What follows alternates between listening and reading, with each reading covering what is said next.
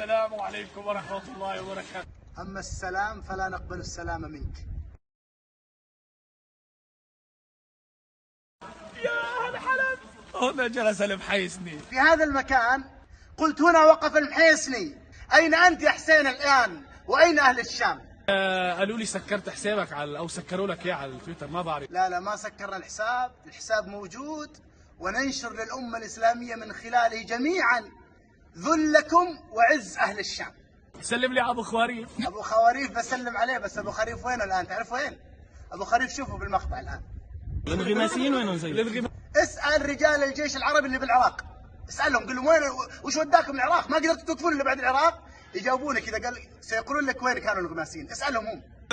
هي البركة بدها سلم. أما هذه صدقتم، فهم الزلم على قولتك وقفوا وحرروا أرض الشام كاملة، حتى الطيران الإيراني ما مر من فوق أرض الشام. تكبير! الله أكبر! بارك يا أهل الشام، والله ما كانوا بدي أسجل فيديو لأن كثير ناس قال لا تعطون قيمة، احنا نتكلم ونرد بالافعال، لكن ما زال بعض الناس يقول والله كل ما نرى هذا المكان نذكر حسين عندما كان يسخر منا، والله قال ان تسخروا منا فإن نسخر منكم كما تسخرون. مبارك للحج ابو اسماعيل، الله يبارك فيك، شيخ النعيم وحبيبنا.